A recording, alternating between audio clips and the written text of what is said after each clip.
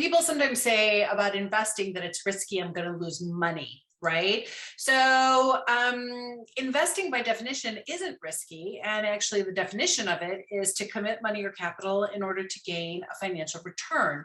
That being said, how do we as professionals in the investing arena help people kind of work through that?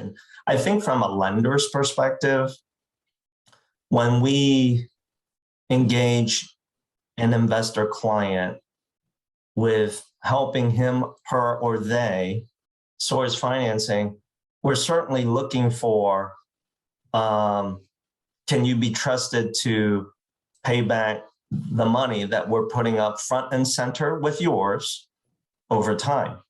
The others would be when it gets to the point of establishing the current value of the property. Is the property what it's worth that you are under obligation to pay and acquire it at? And if it's an investment property, of course, if there is a current rent roll, that becomes data that's very important.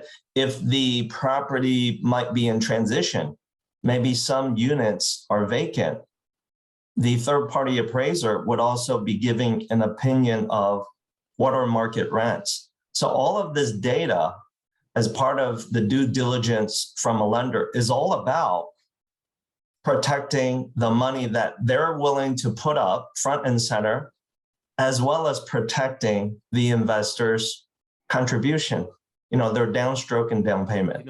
I hear this question all the time about investing, and I try to share with people, when it comes to real estate investing, you have to understand exactly what you're doing. And if you don't know, you need to connect maybe with a mentor, a coach, somebody that has been where you're at, someone that can help you to appreciate the importance of really understanding the value of the real estate that you're buying and how to buy that property.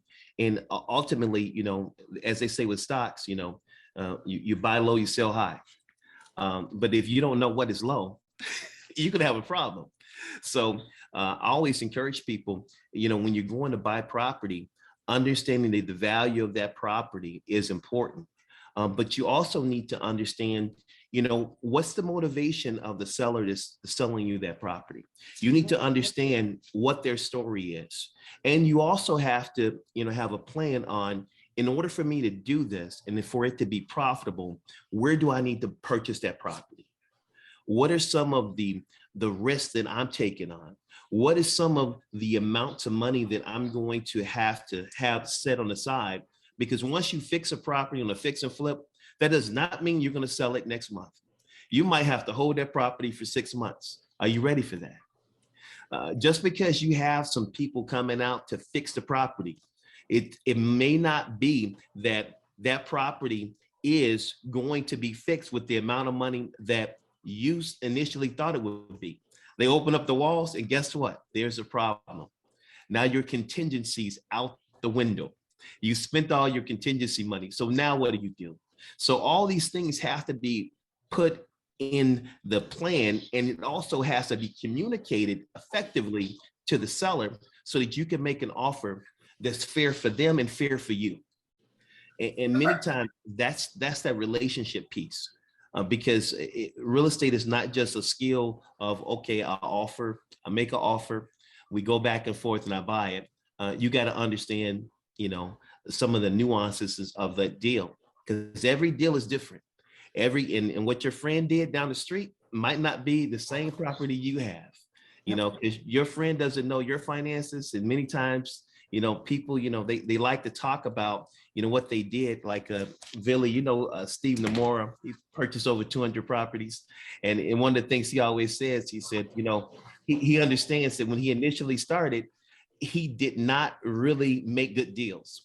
He made deals where, he broke even, he made deals in which sometimes he lost money, but the experienced investor understands, all right, these are some risk factors that I have to put in play.